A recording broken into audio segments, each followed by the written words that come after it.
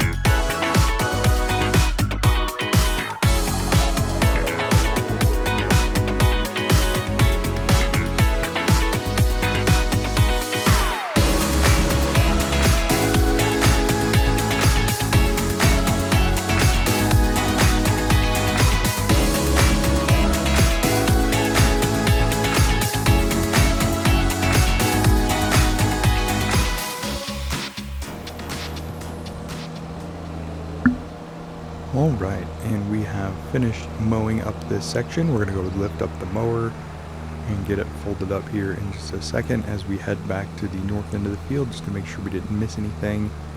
And again, that green building is our grain silo, and our big field number 3 is the one on the other side of that. And that's the entrance off to the left. You can see where you enter into our yard. So, all right, a little bit of a time lapse here, or time jump. We're back out here with the windrower. Now I do have the baler parked right outside the gate, but we're going to go ahead and shut the gate so we can get through here with the windrower. I've discovered it's really hard to use this setup on the corners because you turn and the windrow road does not match up with the baler. So my preferred method now, or at least what we're going to try in this episode, is to do a couple of headlands on each end with the windrower like so, and get this kind of cleaned up so that it's easier to come in here with the baler. So we'll windrow first, kind of a strip around the outside, and then also come back and do maybe a second headland on the north and south end of the field, and that will help us get that part done, and then we'll be able to get this windrowed. So that's what you'll see here in this next time lapse. Thanks for watching.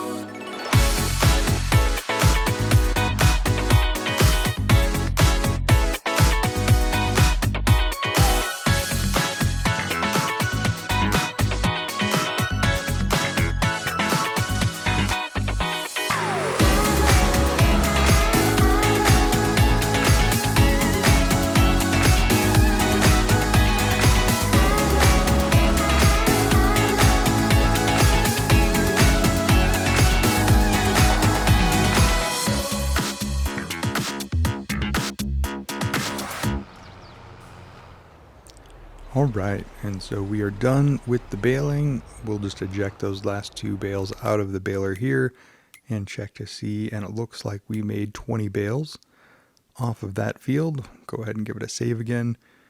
So 20 bales off this field is actually really good. So these are just grass bales, not hay bales, because we didn't go back and ted the grass, but grass is just as effective for sheep as the hay bales are.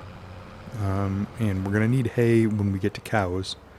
But for now, we're just going to collect all this grass up and put it over in our bale shed over by the cow barn. But this will be to feed the sheep in this. So we're just getting prepared to begin having livestock here on Calmsden. I don't believe we've gotten any livestock yet.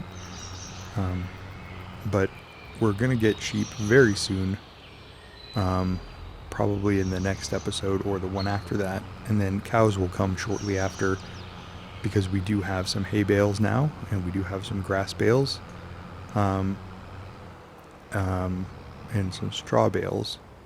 So we're getting to the point where we can maybe consider getting some cows for that as well. But again, the focus of this farm is going to be more this giant sheep pasture, which we just pulled out of, than it is going to be the cow shed. But I do like having cows as well, and we do have almost all the necessary ingredients to make that TMR for those cows. So we'll get there eventually. So I'm going to take the back way around to where we can store our bales here. Oh, pardon my driving as I run up on the wall. The nice thing about these stone walls in this farm is they're very sturdy. I've ran into them with lots of equipment, and none of them have broken yet. So that's the cow shed off to the left here where our trailer is parked. And then over here to the right where you can see the telehandler in that, those are these 2, well, it's one building, but these 2 sets of double doors are our bale storage. So we've got hay, we've got straw stored in that one to the right where the telehandler is now. And we're going to get this grass loaded up with this trailer back here and bring those bales over, and then we will get them stacked in this shed here momentarily. And then, like I said, we'll have most of what we want to move this forward. So things are coming along well, and we're also going to be driving by this field over here to the right, field number 6. This is the first field that we did anything with actually in precision farming. But we spread fertilizer on it, and we spread lime on it, but it has not been planted yet because it is October. So that one's going to sit probably all winter, and then we will plant that in the spring, I think is our going plan anyway. But we did in the last episode get a lot of the nitrogen levels and the pH levels brought up on the other 2 fields.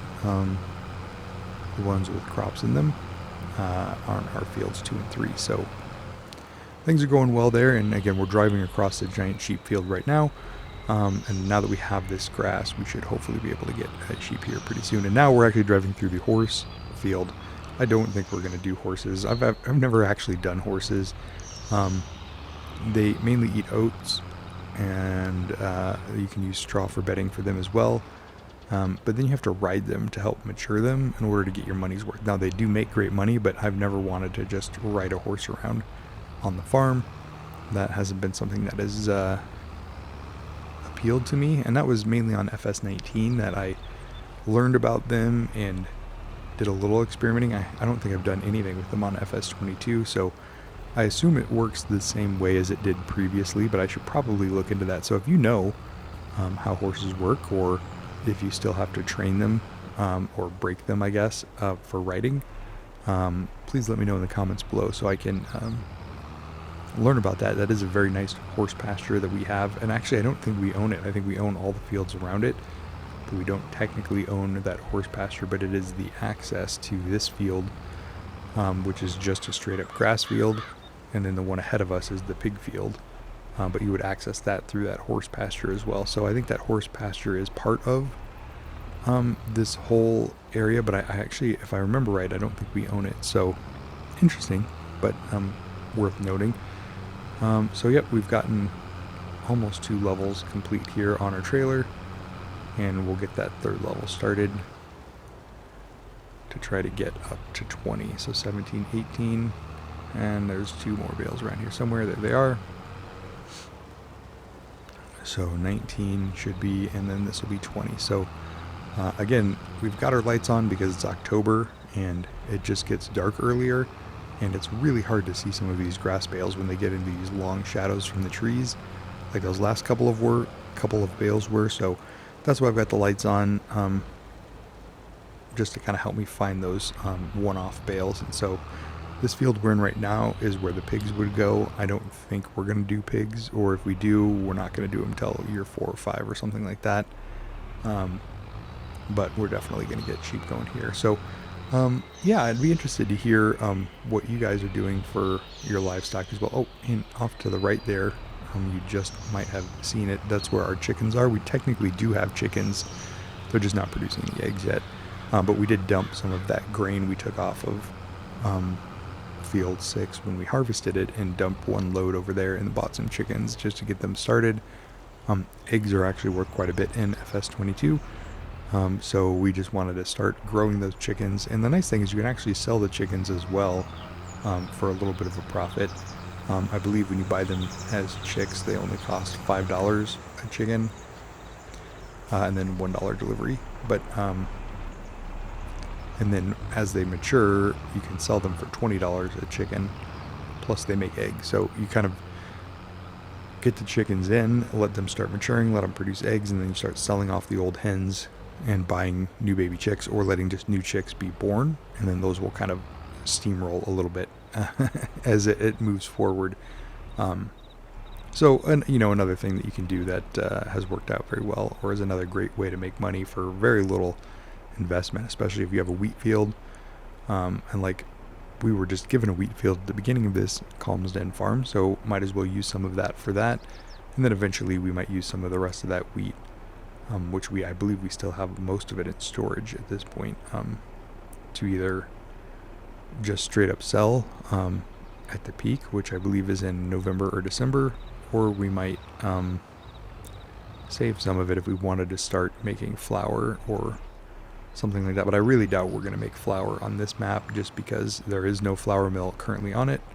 We already are doing a entire series on flour mills, which is my Erlengrot series. If you haven't checked that out yet, that is the series I've done the most episodes of so far. I believe I released episode 21 recently.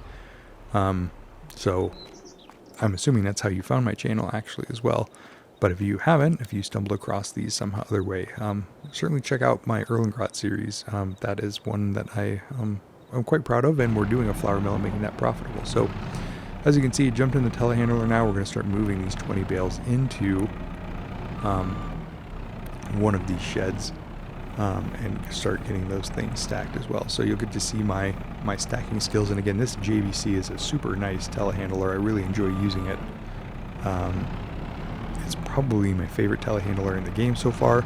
I've only used 3 different ones, and this one just seems to handle the best of those 3, and I've only used it here on this map, but done quite a bit of stacking in the footage that I've recorded so far, so kind of try it out quite a bit, and I think it does just a little bit better than the one I have over on the Riverview map, but I like that one too. Telehandlers in general are just a little easier to use than using a front loader or forks or anything like that. So, but yeah, I want to get these as close over to the wall as I can, so that we can get 3 stacks across like we did with the straw. And this is a little tight here because of the tank behind me, and some of this equipment that's here, but this is I've found to be the easiest way to stack these bales, is parking them out here, dumping them right on that right side where they are now, and then you can just basically back up and angle into either of the doors to start stacking them in there. So probably going to do a time lapse here in a second of the rest of this stacking, but I wanted to just kind of talk through the process. and kind of see where we're going to get all this stuff stored.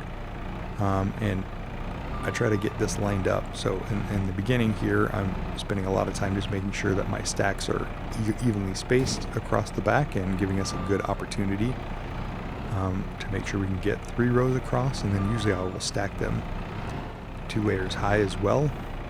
Sometimes I pyramid it, which I think is what I did on this draw, where I did 3 across on the bottom layer and then did 2 across on the next layer.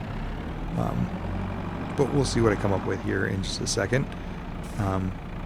But we're just going to get this front row of just the 3, the front row of just the 2 stacks put in to give us a nice base. And pulling that one off the top there, but that's okay. We'll get this one tucked into the left-hand side in here, and then we'll be able to start stacking them a little bit higher. But yeah, this is my preferred way to kind of stack it, and I really am enjoying using this bale shed over here. It's one where I wouldn't have thought necessarily that I was going to use it. Typically, I will just stack them in one of those large sheds that's basically just a roof with no walls, just to keep the rain off, but where it's wide open and you can just basically dump them in off the autoloader like that. I just mainly use the autoloader in this map just to help get a little stuck on the ground there. Use the autoloader in this one just to get them all over here, but I still like hand stacking them, and then I think I will like mixing them in the cowshed here, which is right behind us at this point as well, and that's where we have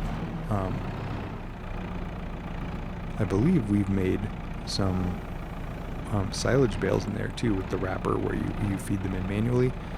And so yes, I'm using an auto loader on this map, but I'm using it mainly to just transport quickly all the bales over here, and we're still doing quite a bit of handling of them with the telehandler in manually stacking them like this and then manually unstacking them as we're feeding the livestock. So I do enjoy doing that, and I enjoy how it looks too. I think it's pretty good content for the video.